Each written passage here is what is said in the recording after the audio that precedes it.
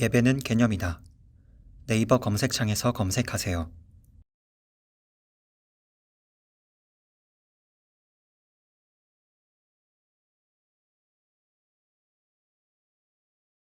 하나님의 말씀은 로마서 8장 26절부터 27절까지의 말씀. 하나님의 말씀은 로마서 8장 26절부터 27절까지의 말씀입니다. 신약성경 제성으로는 250페이지입니다. 신약성경 250페이지 로마서 8장 26절부터 27절까지의 말씀 찾으셨으면 제가 봉독하겠습니다. 이와 같이 성령도 우리의 연약함을 도우시나니 우리는 마땅히 기도할 바를 알지 못하나 오직 성령이 말할 수 없는 탄식으로 우리를 위하여 친히 간구하시느니라. 마음을 살피시는 이가 성령의 생각을 아시나니 이는 성령이 하나님의 뜻대로 성도를 위하여 간구하심이니라. 아멘. 이 시간은 기도론 5번째 강의가 되겠습니다. 성령이 도우시는 기도라는 제목으로 하나님 말씀 증거하도록 하겠습니다. 성령이 도우시는 기도. 웨스트민스터 소결의 문답 제98문을 보면 기도란 무엇입니까? 라는 질문이 나옵니다. 그리고 그 질문에 대한 대답은 이렇습니다. 기도는 우리의 소원을 하나님께 아뢰는 것이요 그의 뜻에 합하는 것들을 그리스도의 이름으로 구하는 것이며 우리의 죄를 고백하고 그의 자비하심을 깨달아 감사하는 것입니다. 라고 이렇게 가르치고 있습니다. 여기서도 기도가 뭐라고요? 기도는 감사하는 것임을 우리들에게 가르치고 있습니다. 근데 이 문답에서 우리가 한 가지 먼저 우리의 시선을 집중해야 될 부분이 있습니다. 그것이 뭐냐면 기도란 우리의 소원을 하나님께 아뢰는 것이라는 사실입니다. 우리는 이 부분을 정확하게 바르게 이해해야만 합니다. 왜냐하면 원론적으로 본다면 우리의 기도는 하나님의 뜻에 부합하지 않을 때 결코 상달되지도 응답되지도 않을 것이기 때문에 그렇습니다. 그럼에도 불구하고 우리의 소원을 아뢰는다? 여러분, 우리의 소원이 과연 하나님께서 응답하실 만큼 순수하고 하나님께서 기뻐하실 만한 것일까요? 근데 여러분, 웨스트민스터 소결의 문답 98문에서는 우리의 소원을 아뢰는 것이라고 얘기합니다. 자, 이 부분에 관해서 다시 한번 생각해 봅시다. 그러면 여러분, 하나님께 상달되는 기도가 가지고 있는 필요 충분 조건이 있습니다. 반드시 이 두 가지 조건이 충족이 되어야만 응답이 이루어집니다. 그 첫 번째는 무엇이냐면 우리의 기도는 반드시 하나님의 뜻에 부합해야 된다는 것입니다. 그리고 두 번째는 무엇일까요? 두 번째는 우리의 기도는 반드시 간절해야만 합니다. 간절하지 않은 기도는 절대로 상달되지 않습니다. 자, 그런데 문제가 있습니다. 어떤 문제가 있냐면 우리는 하나님의 뜻을 아는데 무지하다는 사실입니다. 우리는 하나님의 뜻을 잘 모릅니다.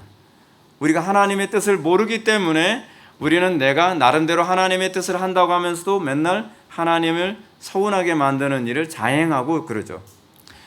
첫 번째, 우리의 기도가 상달되지 못하는 가장 심각한 문제는 우리가 아버지의 뜻을 알지 못하고 기도하게 된다는 것이며, 두 번째로 만약에 우리가 아버지의 뜻을 안다 할지라도 아버지의 뜻이 간절하게 구할 만큼 우리 마음엔 별로 열망이 안 생긴다는 사실입니다.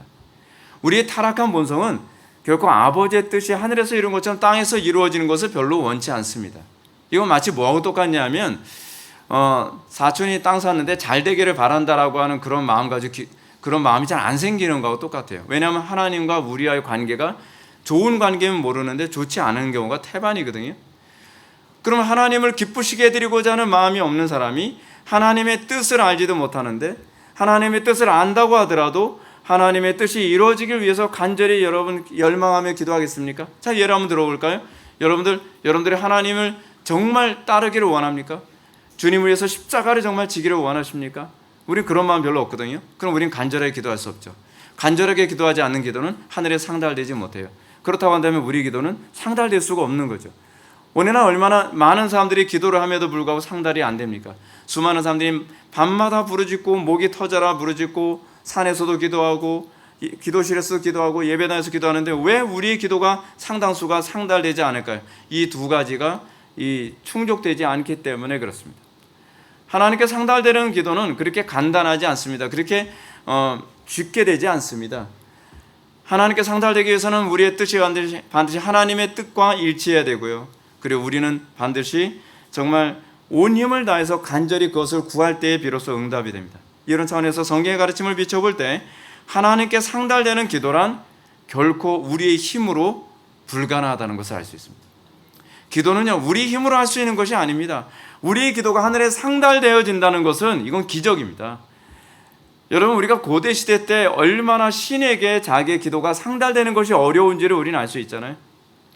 고대 시대 때 잉카 제국 또는 마야 문명 이런 데에서 여러분들 신에게 자기의 기도가 상달되게 하기 위해서 그들이 얼마나 갖은 애를 쓴지 아십니까? 고대 시대 때는 왕이 주로 제사장 역할을 했습니다. 그래서 그 사람들은 자기네들의 기도가 상달되게 하기 위해서요, 정말 몸을 학대하고 피를 흘리고 그래야만 상달이 된다고 생각을 했습니다. 그래서 과거에 어떤 제사가 있었습니까?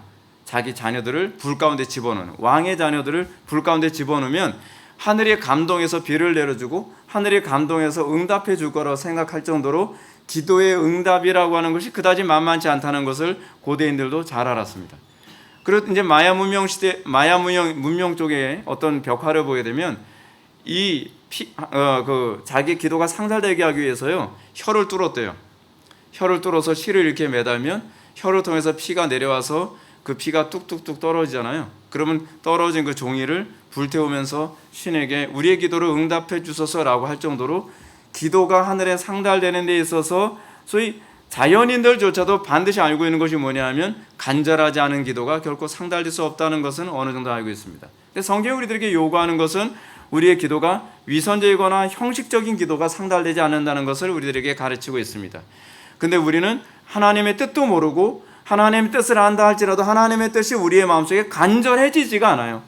하나님의 나라와 의를 위해서 기도하라. 그냥 하나님의 나라와 의를 위해서 그냥 기도를 하지만 별로 간절해지지 않죠. 왜냐하면 내 나라와 내 의와 내 욕망과 내 탐욕을 위해서 기도할 때는 정말 간절해지죠. 하나님 내 병 고쳐주세요. 간절하게 기도가 되죠.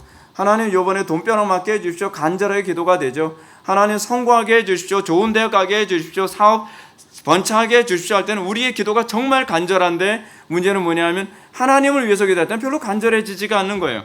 그래서 우리의 기도가 응답이 되지 않는 거죠. 그렇죠? 그렇기 때문에 우리의 기도가 이 두 가지가 충족되려면 우리는요, 성령이 도우시지 않는 한 절대로 우리는 하나님께 상달되는 기도가 될 수가 없습니다. 문제가 거기에 있습니다. 이런 이유 때문에 우리는 성령으로 거듭나기 전에는 또는 성령이 우리를 도우시기 전에는 결코 참되게 기도할 수 없다는 것을 발견해야 됩니다. 이거는 성령님의 사역이에요. 이거는 여러분, 기도가 우리의 사역이라고 생각하는 사람들 굉장히 많습니다. 기도가 우리의 의라고 생각하는 사람도 굉장히 많이 있습니다. 그렇지 않습니다. 기도는 우리가 해서 올라가는 게 아니에요. 그렇게 될 수도 없어요. 기도가 하늘에 상달되기 위해서는 그것은 전적으로 하나님이 하셔야만 합니다. 하나님께서 우리에게 알려주셔야 되고 하나님께서 우리에게 간절함을 주셔야 되고 하나님께서, 그래서 요한계시록 어떻게 해요? 하나님께서 천사들을 통해 그 기도가 향이 돼서 올라가서 상달되고 그러면 그것이 응답되어진다는 것을 요한계시록에서도 잘 보여주고 있죠. 우리가 목소리 크다고 기도가 상달되는 거 아니고요. 우리가 정한수 떠놓고 간절하다고 해서 되는 것이 아니라 거룩하신 성삼위 하나님의 사역을 통해서 이 기도가 하늘에 상달되는 것입니다. 그러니까 제가 여러분한테 날마다 점검하라 얘기하는 게 뭐예요? 기도 점검하라는 거죠. 기도야말로 여러분들 하나님과 나와의 관계가 어떤 상태인지, 내 믿음이 어떤 상태인지, 내가 과연 무엇을 숭배하며 살고 있는지를 가장 잘 드러내는 시금석 중에 하나가 기도이기 때문에 그렇습니다. 그런데요, 그럼에도 불구하고 이전 강의에서 제가 여러분들한테 말씀드렸던 것처럼 자연인들도 하나님께 상달되는 기도를 할 수 있다고 제가 말씀드렸습니다. 왜냐하면 자연인들이 간절해지는, 그러면서도 하나님께서 기뻐하시는 기도가 있는데요, 자신의 구원을 위해서 기도하는 거예요. 왜냐하면 긍휼이 많으신 하나님께서는 자연인들이 하나님 살려주세요, 하나님 당신이 살아계신다고 한다면 나를 구원해 주세요 라고 했을 때 그런 기도에 응답해 주시길 기뻐하세요. 근데 그것조차도 성령께서 하시는 거예요. 그것조차도요. 그러니까 이 부분에 관해서 존 프레스턴이 이렇게 얘기했죠. 거듭나지 못한 자연인들도 믿음과 은혜와 회개를 위해 열심히 기도할 수 있습니다. 그러나 그것은 그가 그 속에서 아름다움을 보았기 때문이 아닙니다. 하나님의 아름다움을 보았기 때문이 아니라 자기의 육신의 욕망을 채우고, 그 욕망이라는 게 뭐냐면 자기가 위기로부터 구원받는 거거든요. 근데 그것을 통해서 하나님께서는 우리를 간절하게 하시죠. 또 그 속에서 좋은 맛을 보았거나 향기를 맡아서가 아닙니다. 단지 그것을 천국으로 이끌어주는 사다리로 여겨 구하는 것입니다. 이런 것이 없이는 구원받을 수 없음을 의식하게 되었기 때문에 자연인이 그것을 바라며 열렬히 바라기까지 하는 것입니다. 그렇습니다. 자연인들도 자신의 구원을 위해서 내가 하나님의 백성이 되는 것, 내가 성령으로 거듭나는 것을 위해서 기도할 수 있습니다. 간절히 기도할 수 있습니다. 그러나 그것이 정말 거듭난 신자의 기도와 차이가 있다면 그리스도를 사랑해서가 아니에요.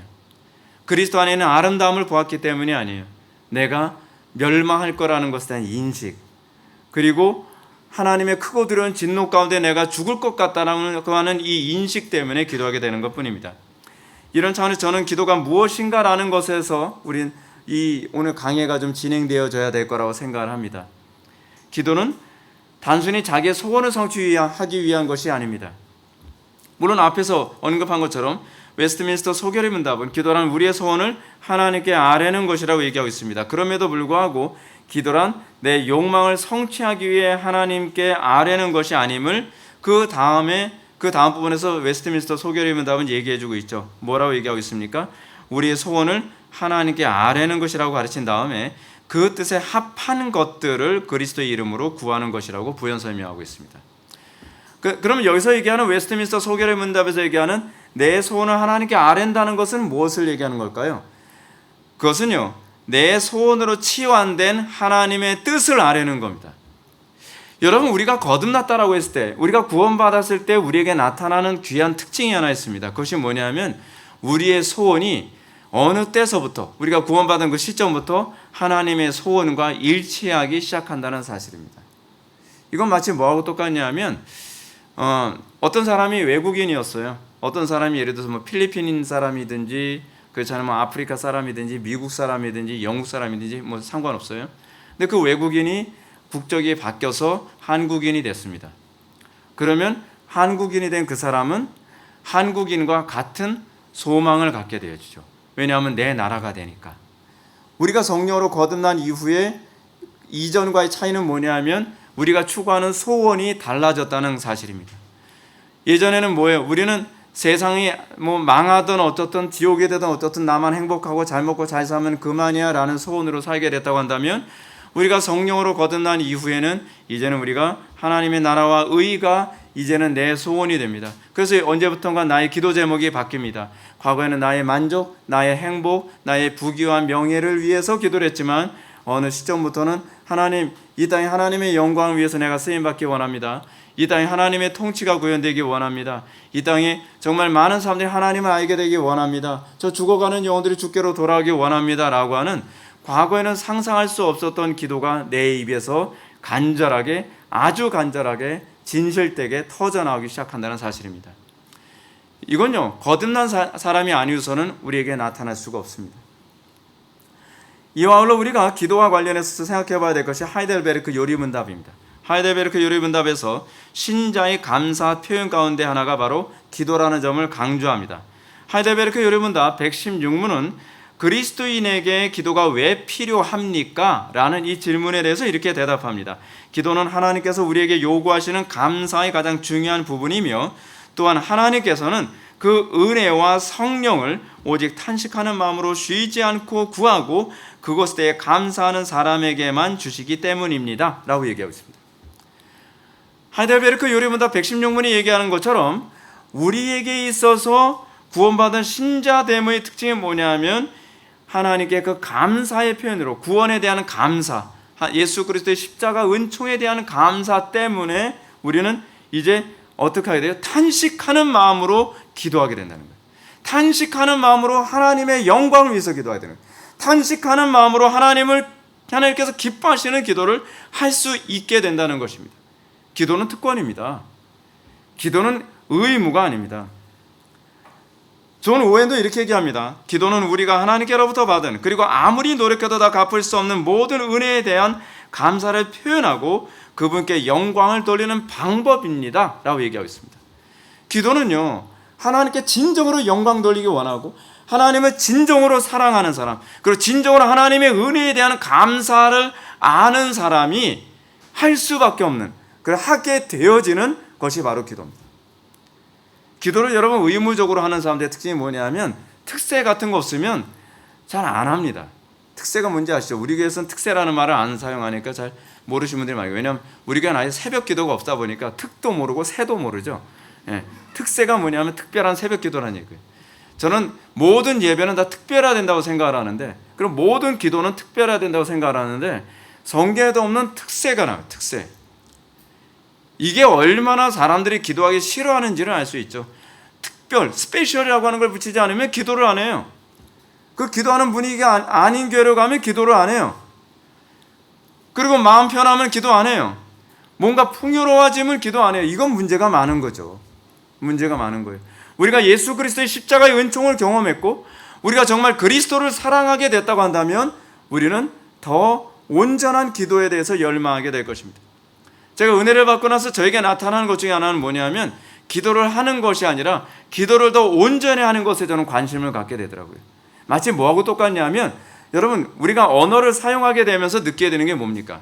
요즘에 유튜브 보면은 자기 개발 유튜브 같은 게 굉장히 많은데요. 거기에 말을 잘하는 법 뭐 이런 게 굉장히 많이 나와요. 말을 다 할 줄 알죠? 여러분들 다 말할 줄 알잖아요. 근데 그거로 만족할 수 없다는 거예요.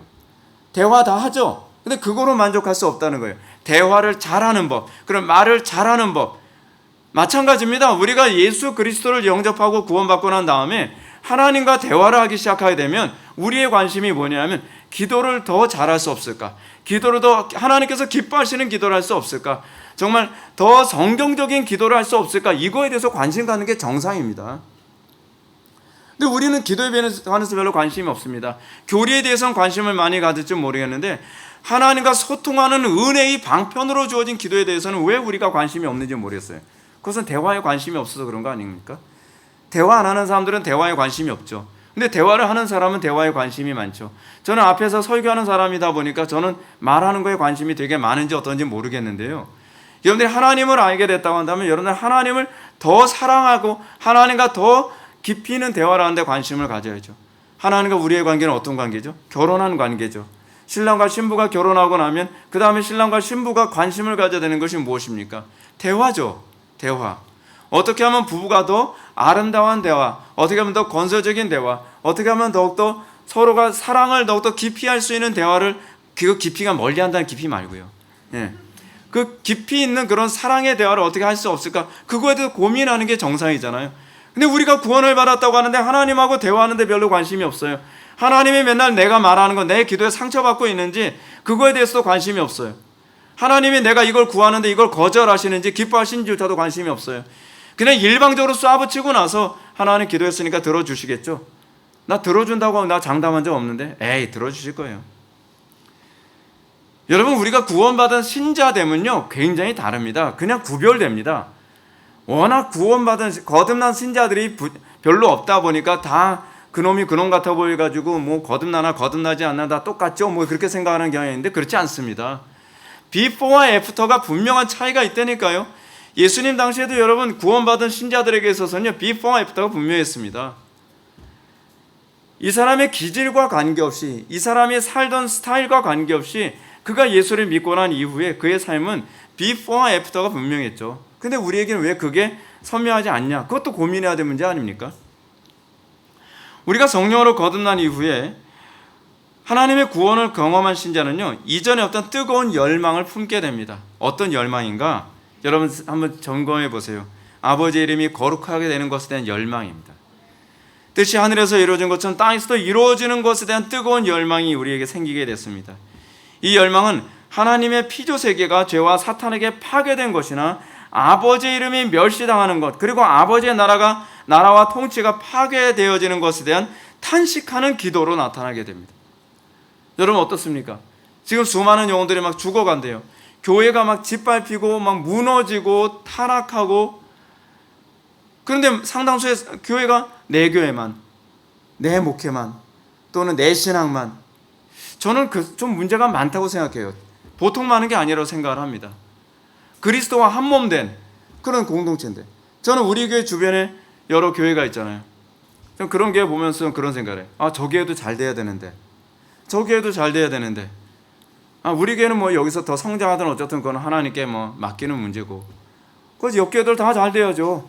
그 교회들이 건강하고 그 교회가 부흥하고 그 교회가 바로 설 수만 있다면, 야, 내가 좀 뭐 도울 수 없을까?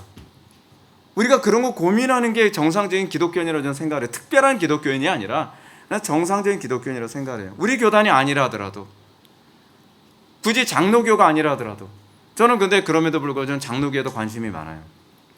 하여간 우리에겐 이런 어떤 새로운 마음이 생겨야 돼요. 근데 이 부분을 가장 잘 보여주는 성경 구절이 있거든요.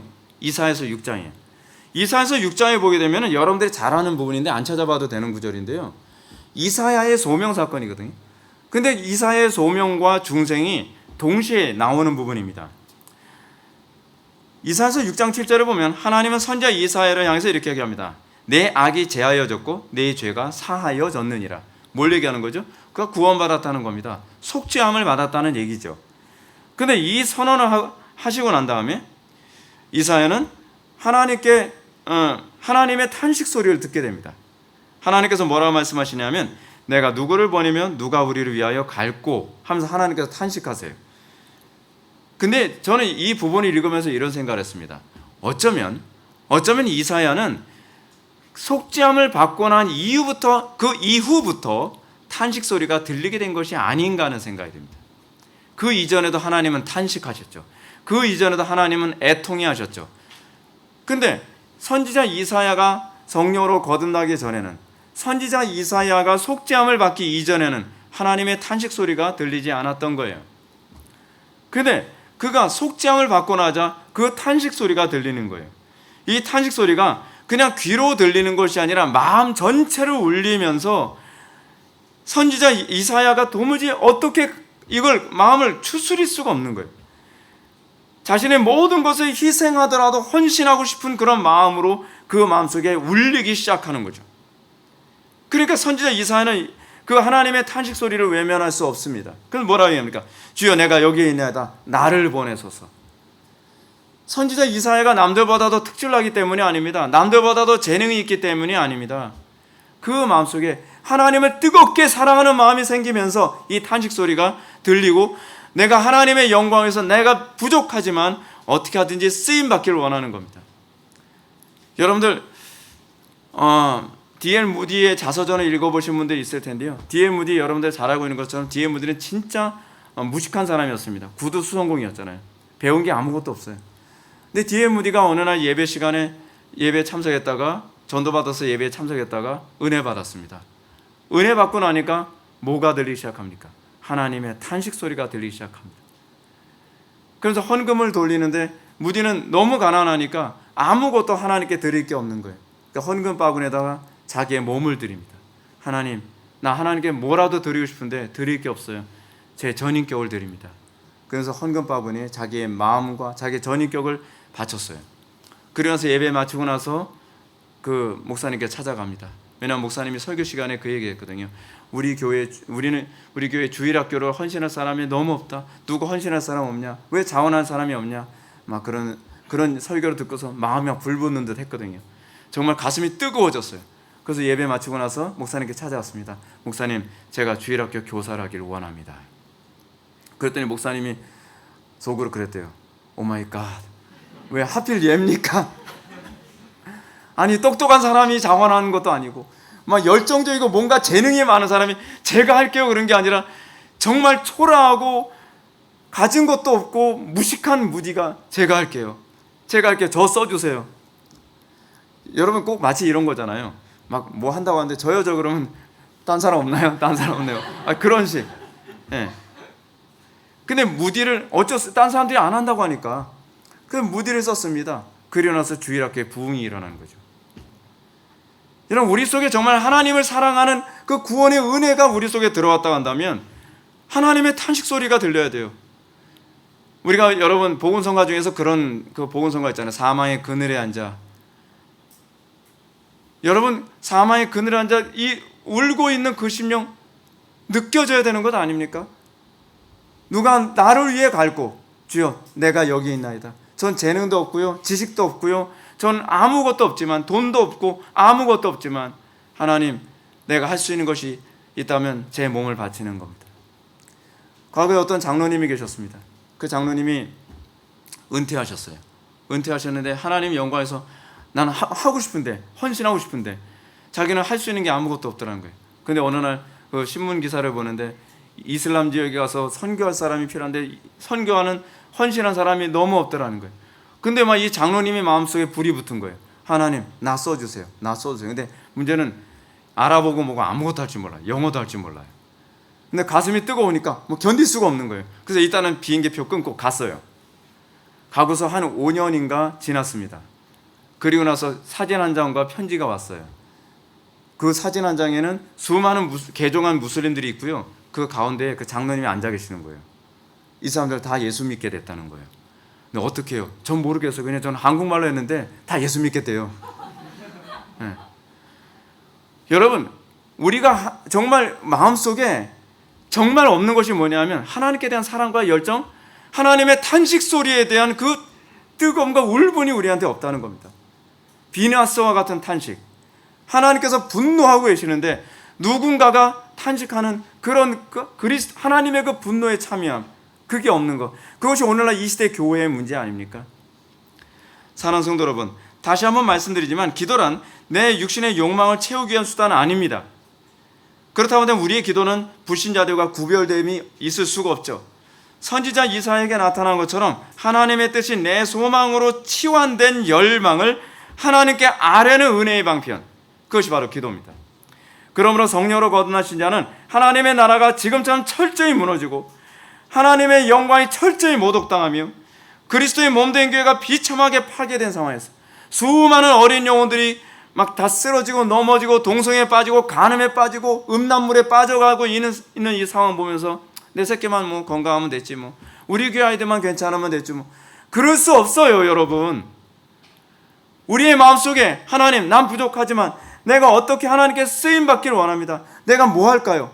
내가 정말 어떻게 해야 하나님의 마음을 조금이라도 시원하게 해드릴 수 있을까요? 그것이 우리의 기도의 에너지고 원동력입니다. 우리는 이것 때문에 기도할 수밖에 없는 것입니다. 여러분, 작금의 이 시대를 보십시오. 어떻습니까? 느헤미야처럼 안타까운 영적 상황을 보면서도 여러분 가만히 있을 수가 없죠. 느헤미야는 유다의 형제들이 큰 환난을 당하고 예루살렘 성이 다 전소당하고 그리고 성문들이 다 전소당했다, 뭐 이런 얘기 소식 듣고서 느헤미야에게서 나타났던 반응이 무엇입니까? 어휴 다행이다, 난 거기 없었는데. 그런 건가요? 내가 이민 오길 잘했지, 내가 거기 있었으면 나도 잘못하면 죽었을 뻔했네, 난 여기서 고관 대직으로 있고 그리고 잘 먹고 잘 사고. 그렇지 않는단 말이에요. 느헤미야가 뭐라고 얘기합니까? 이 말을 듣고 앉아서 울고 수일 동안 슬퍼하며 하늘의 하나님 앞에 금식하며 기도하였더라. 느헤미야의 기도의 원동력은 사랑입니다. 느헤미야의 기도의 원동력은 탄식입니다. 느헤미야의 기도의 원동력은 하나님의 아픔을 느끼기 때문입니다. 이게 특별한 것이 아니라 이게 정상적인 그리스도인의 모습이에요. 은혜를 아는 성도는 그 심령 속에 말할 수 없는 성령의 탄식이 있습니다. 간절히 기도할 수밖에 없습니다. 비록 내 코가 석자라 하더라도 하나님께 주여 내가 여기 있나이다, 나를 보내소서. 내가 뭔가 여유 있으면이 아니에요. 나도 여유가 없지만, 나도 건강이 안 좋지만, 나도 돈도 없고, 나도 많은 문제와 어려움을 껴안고 살고 있지만, 하나님 그렇지만요 미약한 힘이 남아 하나님께 내가 쓰임받기 원하고 하나님을 기쁘시게 해드리기 원합니다. 주여 내가 여기 있나이다, 나를 보내소서. 이런 감사에 의한 성령의 탄식이 신자들로 하여금 마땅히 구해야 할 바를 알게 만듭니다. 우리는 마땅히 구해야 할 바를 알지 못하는 이유가 뭐냐면, 우리는 탄식 자체가 우리가 하나님께서 원하시는 것이 무엇인지조차도 관심이 없기 때문에 그렇습니다. 성령의 탄식이 없는 기도는 마땅히 구할 바를 알 수가 없습니다. 오해는 이렇게 얘기합니다. 성령은 사람들의 마음의 상황에 맞게 무엇을 기도해야 하는지를 가르쳐 주신다는 것입니다. 그것이 없다면 저는 어떤 사람도 마땅히 구해야 할 바를 적절하게 구할 수 없다고 생각합니다. 왜냐하면 무엇을 구해야 할지를 알지 못하는 삶은 제대로 기도할 수 없기 때문입니다. 오늘날 우리의 기도가 응답되지 않고 상달되지 않고 또는 그 기도가 능력 있게 역사하지 못하는 이유가 무엇이냐면 우리는 마땅히 구할 바를 알지 못하기 때문에 그렇습니다. 그렇습니다. 상당수의 사람들이 제대로 기도하지 못하는 이유는 하나님께서 내가 원하는 것조차도 모르고요. 여러분, 우리는 어느 정도로 마땅히 구할 바를 알지 못하냐면 나를 위해서 내가 뭘 구해야 되는지도 우리는 잘 알지 못합니다. 그렇잖아요? 우리는 내가 정말 구해야 될 것이 이건데도 불구하고 내 탐욕을 구하지 나의 유익이 무엇인지조차도 구할 줄 모릅니다. 그러니 우리가 기도한다 할지라도 그 기도가 상달될 이유가 없죠. 왜 하나님께서 우리의 기도를 거절하신지 아세요? 너는 유익되지 않는 걸 자꾸 구하기 때문이야 라고 얘기하는 거죠. 마치 뭐하고 똑같습니까? 자녀들이 부모에게 자꾸 가져서는 안 되는 것 또는 먹어서는 안 되는 걸 자꾸 먹고 싶어 하죠. 근데 부모는 그걸 거절할 수밖에 없습니다. 그거는 자기가 뭘 구해야 될지 알지 못하기 때문에. 여러분, 만약에 부모가, 자녀들이 부모에게 저 참고서 사주세요. 사주죠. 그렇지 않습니까? 저 공부를 위해서 저 이런 책 읽고 싶어요. 사주죠. 근데 마땅히 구할 바를 알지 못한 아이들은 뭐예요? 닌텐도 사주세요. 그럼 응답이 없죠. 그렇죠? 오늘날 우리의 문제가 그겁니다. 하나님과의 관계에서 우리에게 독이 되는 것, 우리에게 해가 되는 것이 이것이 해가 되는지도 모르고 그것을 구하지 나에게 정말 필요라는 것이 무엇인지 알지 못한다는 것이 무엇입니다. 문제는 이것입니다. 우리는 하나님의 뜻에 대해서도 잘 모르고요. 그리고 나에게 정말 유익한 것이 뭔지도 모르면서 그냥 구하고 있다는 사실입니다. 그래서 우리는 성령 안에서 기도할 때 묘한 경험을 많이 하게 되는데요. 나는 이것을 구했는데 우리의 기도의 방향이 바뀌게 됩니다. 그래서 내가 원치 않는 것을 구하게 되는 경우도 굉장히 많이 있어요. 근데 그것이 성령께서 우리를 인도하시는 기도 방식입니다. 중요한 건 이겁니다. 우리는 미래를 대비하기 위해서 무엇인가 기도해야 된다 그래요. 저는 여러분한테 끊임없이 미래를 대비해라. 그리고 하나님께서 우리를 어떻게 사용하실까를 고민하면서 대비해라라고 제가 여러분한테 말씀드립니다. 대비하는 것도 우리 힘으로 되지 않습니다. 우리가 뭘 대비해야 될지는요, 하나님께서 알게 해주실 때라야만 가능합니다. 때로는 저는 예를 들어서 그렇습니다. 저는 제가 기도하는 가운데 철학 공부를 좀 해둬야 되겠다. 근데 그때는 왜 그걸 해야 되는지 모르겠는 거예요. 근데 성령께서 자꾸 그런 마음을 주시고 그것을 구하게 되고, 하나님 전 지혜가 없으니까 저한테 지혜를 주시고 철학책을 잘 이해할 수 있게 해주시고 또 조직신학책을 자꾸 읽게 만드실 때 왜 이걸 지금 내가 이거 해야 될 이유가 뭔지를 모르겠는데 그것에 집중하게 하시고 그리고 그것을 끝까지 인내하면서 그 공부를 어느 정도 마스터하게 만들어요.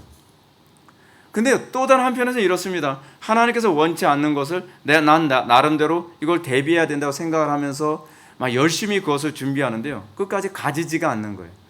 끝까지 하려고 해도 안 되는 거예요. 하나님께서 이 모든 걸 주관하신다는 거죠. 여러분들, 제가 여러분한테 미래를 대비하는 건요, 여러분들 머리로 대비하라는 얘기 아닙니다. 기도하시면 하나님께서 여러분들 마음속에 내가 지금 무엇을 준비해야 될지, 내가 지금 어떤 것을 준비해야만 쓰임받을 수 있을지를 알게 하십니다. 어떤 사람은 자기의 재능이 없는 것인데도 불구하고 그것을 준비하게 하십니다. 기도하는 가운데 하나님께서 우리로 하여금, 그래서 우리가 나중에 어떤 어려움이 닥쳤을 때, 나중에 우리가 좀 더 나이를 먹었을 때, 또는 우리가 노년 때 우리는 이렇게 생각합니다. 하나님께서 이것을 위해서 나에게 구하게 하셨고 이것을 위해서 내가 준비하게 하셨고 이때를 위함이었구나라는 걸 알게 되는 것입니다. 미래는 하나님만 하시지 우리는 몰라요. 우리는 기껏 준비했는데 쓸모가 없게 되어지는 경우가 얼마나 많이 있습니까? 그거는 하나님을 의뢰하지 않고 내 방식대로 구하고 그것을 준비하기 때문에 그렇습니다. 물론 우리는 어떤 사람들이 이렇게 얘기합니다. 하나님의 뜻이 성경에 분명히 기록되어 있기 때문에 성경만 열심히 읽어도 마땅히 구할 바를 알 수 있지 않을까요? 라고 얘기하는 사람이 있습니다. 이런 사람들은 자신이 무엇을 기도해야 될지 충분히 알고 있지만 단지 자신이 악하고 게을러서 기도를 안 하는 것이 문제이겠죠? 라고 이렇게 얘기한다는 거죠. 근데 이 문제에 대해서 오해는 이렇게 대답을 합니다.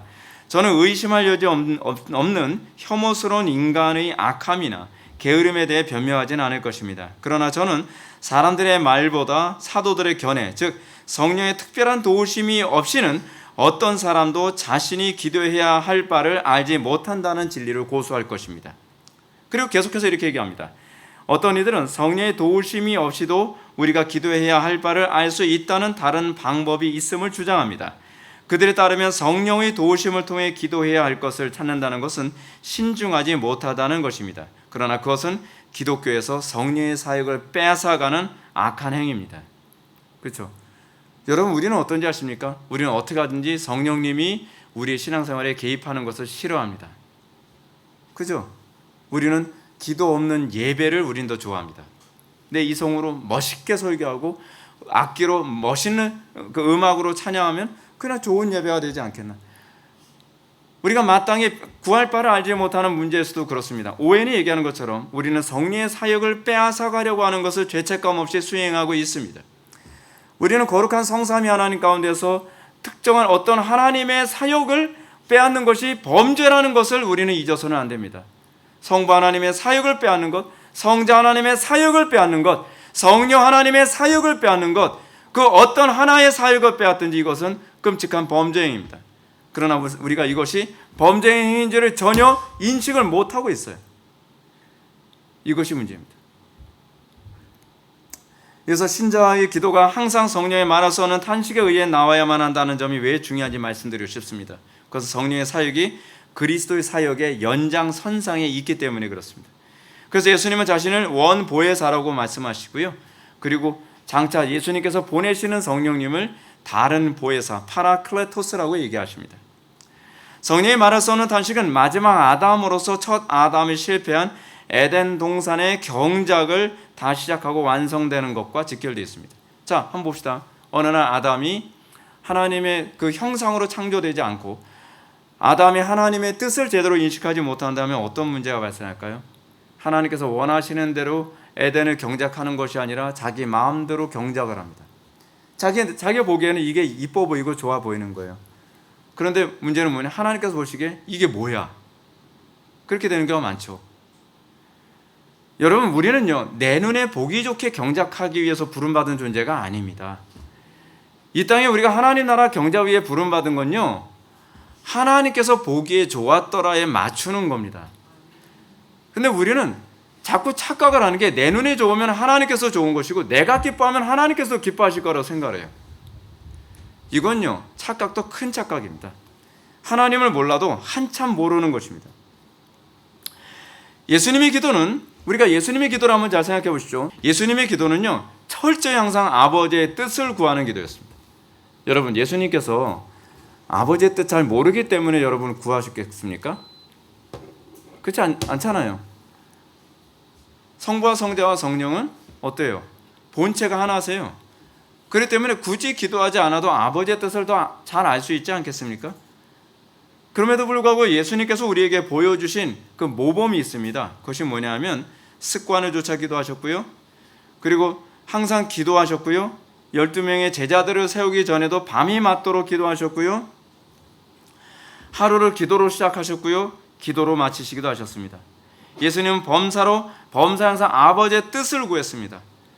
그리고 예수님은 자기의 힘으로 하지 아니하고 아버지의 능력으로 행하셨습니다. 예수님이 십자가 지시는 사건 앞에서도 예수님께서 아버지의 뜻을 구합니다. 아버지 내 뜻대로 마시고 아버지의 뜻대로 하옵소서. 아버지의 뜻을 몰라서 물어보셨겠습니까? 우리가 마지막 아담의 후손으로서 우리가 살아야 되는 방식이 기도라고 하는 것, 기도가 앞서야 된다는 것, 항상 아버지의 뜻을 구하는 것, 항상 아버지의 뜻을 살피는 것이라는 것을 우리들에게 말씀하고 계시는 것 아니시겠습니까? 매 순간마다 자기의 뜻을 부인하고 아버지의 뜻을 따르고 내 힘을 의지하기보다는 하나님의 힘을 의지하고 내 지혜를 의지하기보다는 하나님의 지혜를 의지하는 것, 이것이 영적 할례당의 삶이라는 것을 예수님께서 보여주시는 것 아니시겠습니까? 그렇습니다. 기도란 바로 신자가 항상 아버지의 주권을 인정하는 방식입니다. 기도란 제가 지난 시간에도 여러분들한테 말씀드렸던 것처럼 겸손의 표현 방식입니다. 기도하지 않는 자는 결코 겸손하다라고 할 수가 없습니다. 이런 차원에서 볼 때 사도 바울이 쉬지 말고 기도하라라고 명령한 것은 기도와 하나님 나라 경작이 어떤 관계를 맺고 있는지를 우리들에게 잘 보여주고 있는 것입니다. 기도야말로 옛 아담의 타락을 극복하는 가장 중요한 방식입니다. 창세기 1장 27절부터 28절 말씀을 보면 하나님이 자기 형상 곧 하나님의 형상대로 사람을 창조하시되 남자와 여자를 창조하시고 하나님이 그들에게 복을 주시며 하나님이 그들에게 이르시되 생육하고 번성하여 땅에 충만하라 땅을 정복하라 바다의 물고기와 하늘의 새와 땅에 움직이는 모든 생물을 다스리라 하시니라.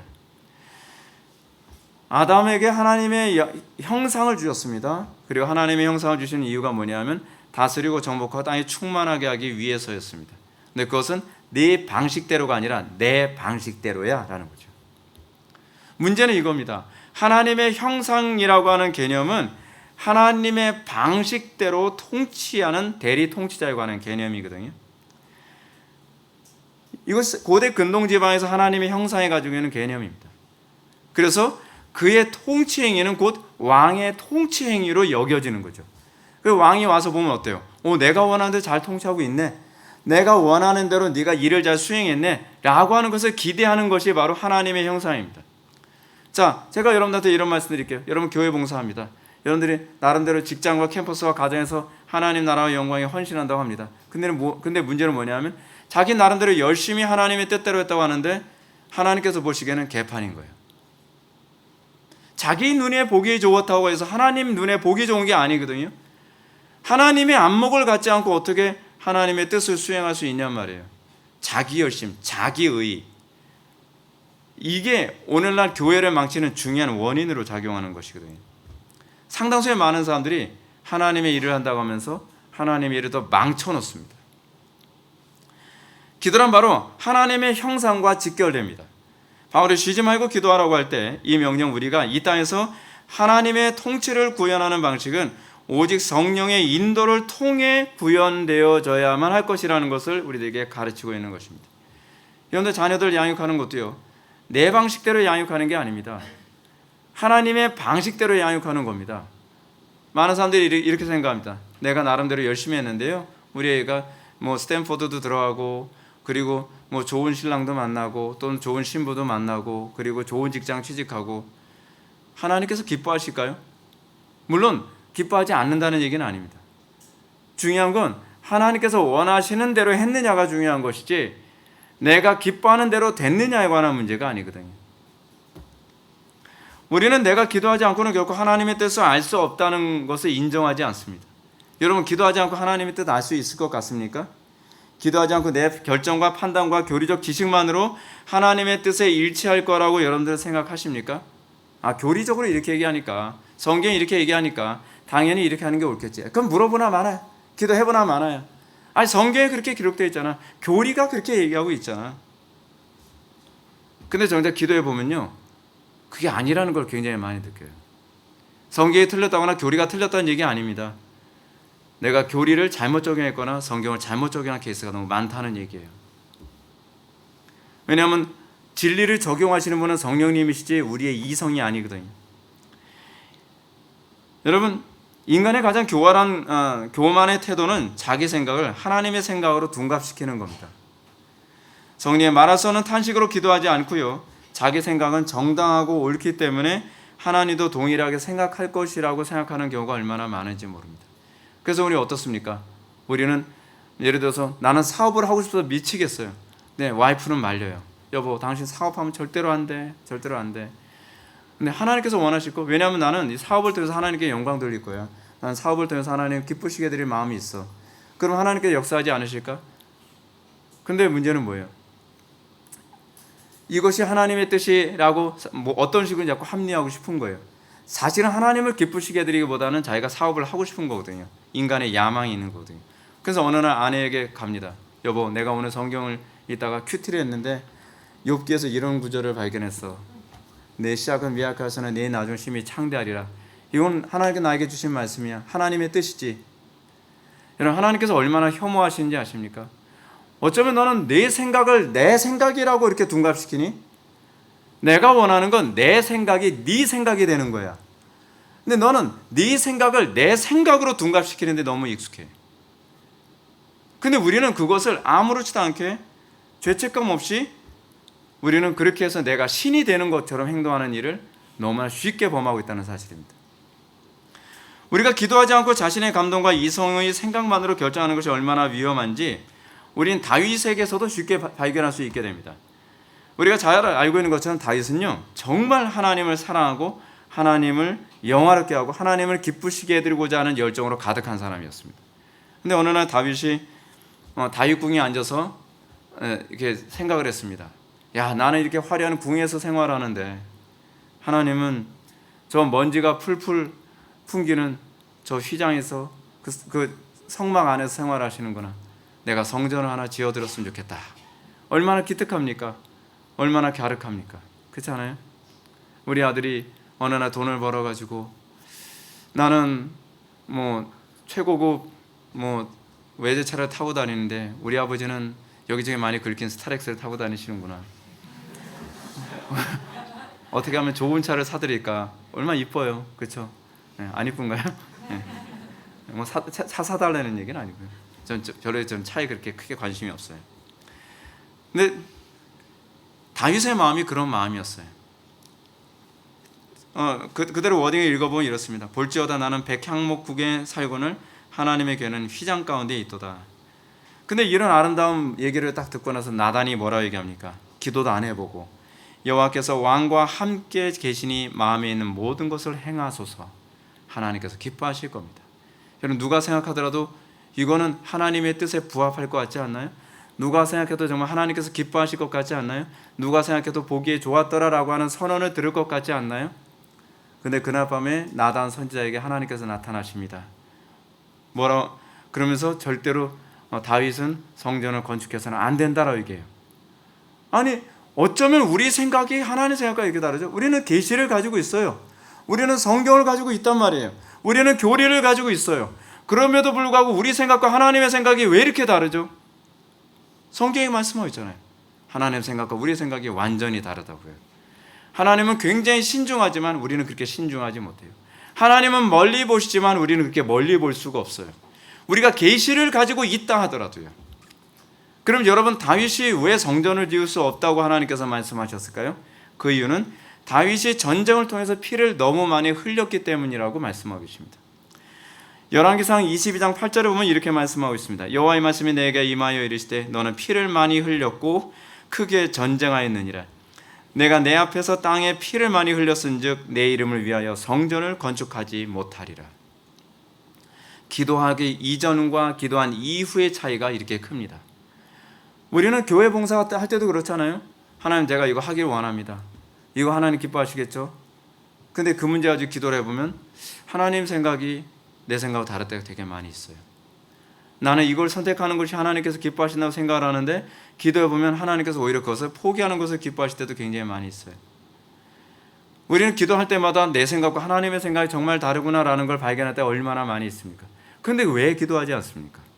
근데 왜 여러분들 항상 내 생각이 하나님의 생각과 일치할 거라고 자꾸 생각을 하십니까? 다윗이나 나단이 이성적으로만 생각하면 다윗이 선한 의도로 성전을 건축한다고 하니까 당연히 하나님께서 오케이 할 거라고 생각했지만 정작 기도해보니까 그게 아닌 거죠. 근데 여러분, 하나님께서 솔로몬을 통해서 성전을 건축하실 때 또는 하나님께서 모세를 통해서 성막을 건축하실 때도요, 인간의 생각은 하나도 안 들어가요. 모세가 하나님께 기도했습니다. 그때 하나님께서 뭐라고 하십니까? 자, 성막은 네 마음대로 짓지 마. 하나님께서 보기 좋게 지어야 돼. 우리 눈에 보기 좋게 지으면요, 뭐가 되냐면 항상 우상의 전이 돼요. 그러니까 하나님께서 직접 뭘 주시죠? 설계도를 주세요. 설계도를. 그래서 다윗에게도 설계도를 주셨고요. 그리고 모세에게도 설계도를 주셨죠. 그래서 그 식양대로 성막과 성전이 건축됐습니다. 근데 여러분, 이제 설계도 있으면 이제는 내가 져도 되겠죠. 우리는 그렇게 생각이 되게 많이 들지 않습니까? 설계도 있으니까, 성경이 있으니까, 그 다음에 어떤 건축은 내 마음대로 하는 거지. 근데 그렇지 않아요. 하나님께서는 설계도를 주시고 난 다음에, 그리고 난 다음에 어떻게 합니까? 성전을 건축하는 사람에게 지혜와 총명과 능력과 기술을 주십니다. 우리는 범사에 그를 인정해야만 합니다. 우리가 할 수 있는 영역은 하나님 없어도 된다고 생각하는 것만큼 우리는 교만한 것이 없습니다. 구석구석 우리는 범사에 그리스도를 의지하는 법을 배워야 됩니다. 그것이 기도로 나타나는 거예요.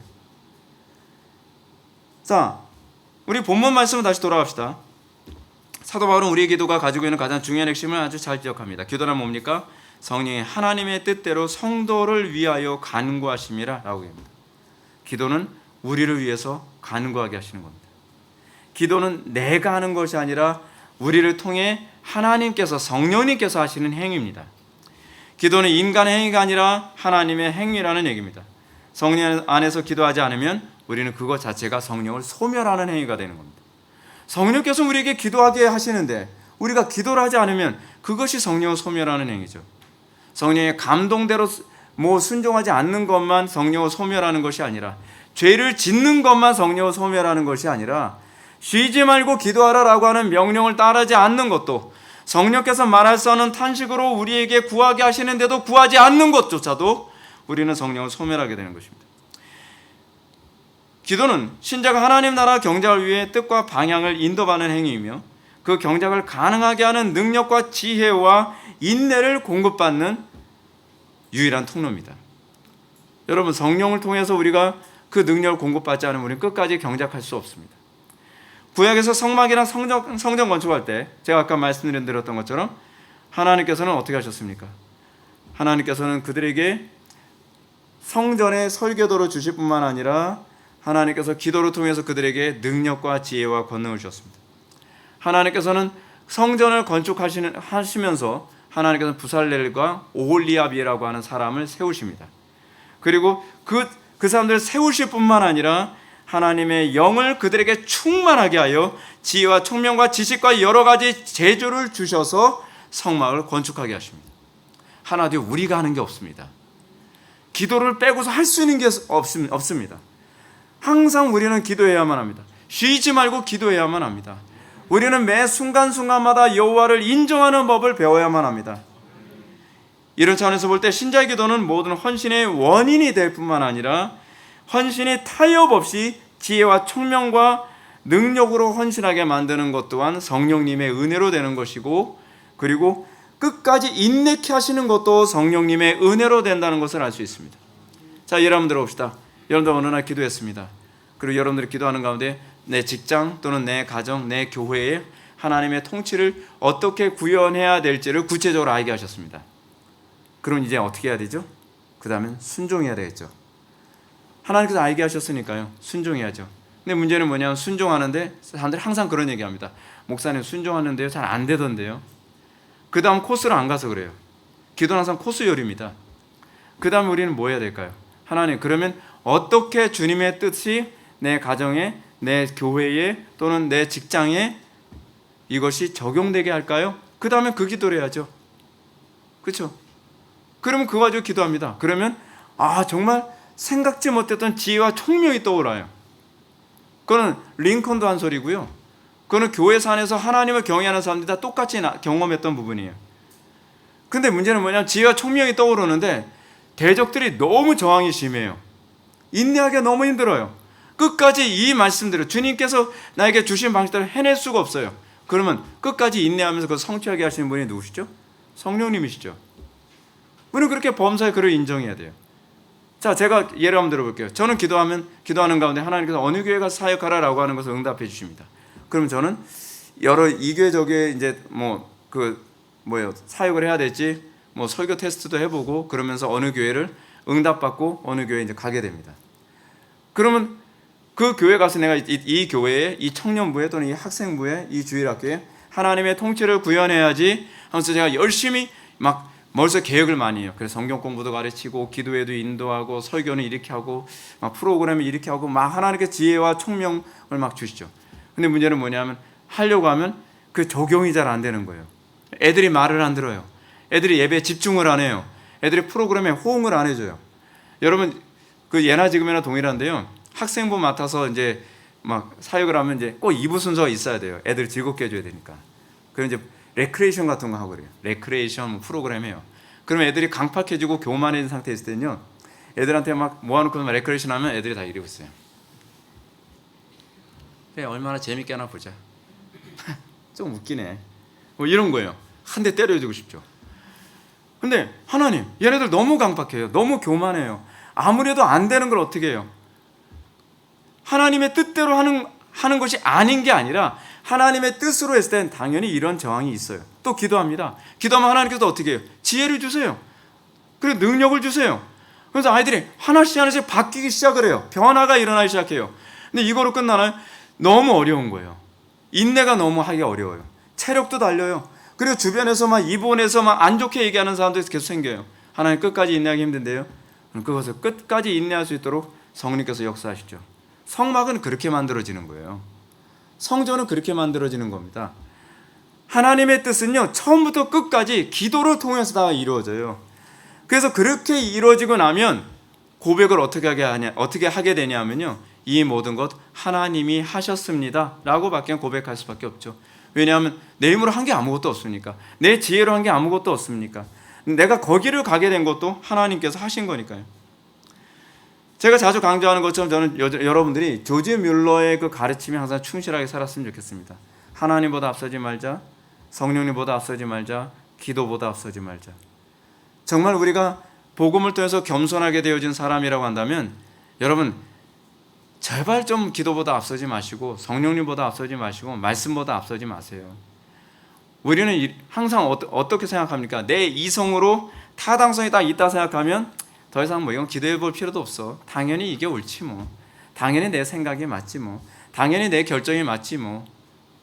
그럴까요? 기도해 보세요. 그냥 기도하지 마시고 성령의 말하서는 탄식으로 기도하란 말이에요. 우리는 항상 어떤 식으로 기도합니까? 이미 나는 결정을 해놨어요. 이미 나는 생각을 다 고정해놨어요. 그리고 나서 그냥 형식적으로 하나님 보고합니다. 거기에는 아무런 변화가 없습니다. 중요한 문제, 그 문제 아주 골똘히 깊이 있게 정말 하나님의 뜻을 알고 싶어서, 정말 하나님을 기쁘시게 해드리고 싶어서, 정말 공동체에 그렇지 않으면 다른 이웃들에게 유익을 끼치고 싶어서 그 문제 가지고 당연히 나는 이게 옳다고 생각하고 당연히 나는 올바른 결정을 내렸다고 생각을 하지만 그거 가지고 또 기도해보고 또 기도해보고 또 기도하는 가운데에 거기서 확신을 줘요. 여러분들이 옳다면 확신을 줄 것이고 여러분들이 틀렸다고 한다면 여러분들은 다른 곳으로 여러분들의 기도의 방향을 이끌어 가실 것입니다. 적어도 저는 그걸 굉장히 많이 경험을 해요. 제가 무엇을 결정하고 나서 저는 당연히 옳다고 생각을 하는데 지체들과 대화를 하면서 아니라고 한다면 저는 제 판단에 대해서 의심을 해요. 그럼 다시 한번 기도해 봅니다. 다시 한번 기도해 보면 제가 옳았을 경우에는 확신해 주세요. 확신해 주시는데 어느 정도로 확신해 주시냐면 타협이 안 돼요. 그래서 제가 중고등부 사역을 하고 주일학교 사역을 하고 청년부 사역을 하면서 제가 매번 사람들한테 고난을 당할 수밖에 없었던 이유가 왜요? 저 김전도사 왜 저래? 남들은 다 저게 옳다고 하는데 왜 저 사람만 반대로 가? 남들은 이거 하면 안 된다는데 왜 저 사람만 자꾸 저쪽으로 가는 거야? 근데 저도 괴로우니까 내가 생각이 틀렸나? 다시 한번 기도해 보는 거예요. 기도하면 하나님께 다시 확신해 주세요. 난 기도해 보면 맞는데 저 사람들은 왜 그걸 모르지? 그래서 저 사람들이 계속 논리적으로 자꾸 설득을 하려고 그러고 물리적으로 압력을 가하고 막 폭력도 행사하고 그래요. 그럼 내가 틀렸나? 왜냐면 어려움이 당하고 고통당하고 막 몰리고 그러면 사람이 흔들리잖아요. 또 기도해봐요. 그럼 또 확신이 줘야죠. 근데 또 다른 케이스도 있어요. 제가 옳다고 생각했는데 제가 기도를 하면 자꾸 기도 방향이 딴 데로 가는 거예요. 그래서 내가 옳다고 생각했다는 것을 자꾸 의심이 생겨요. 자꾸 흔들려요. 그리고 그거에 대한 확신이 점점 없어져요. 그 내 확신이었다는 거예요. 성령께서 주시는 확신이 아니었다는 거예요. 제가 두려운 게 뭔지 아세요? 성령께서 주시는 확신이 아니면 끝까지 못 가더라고요.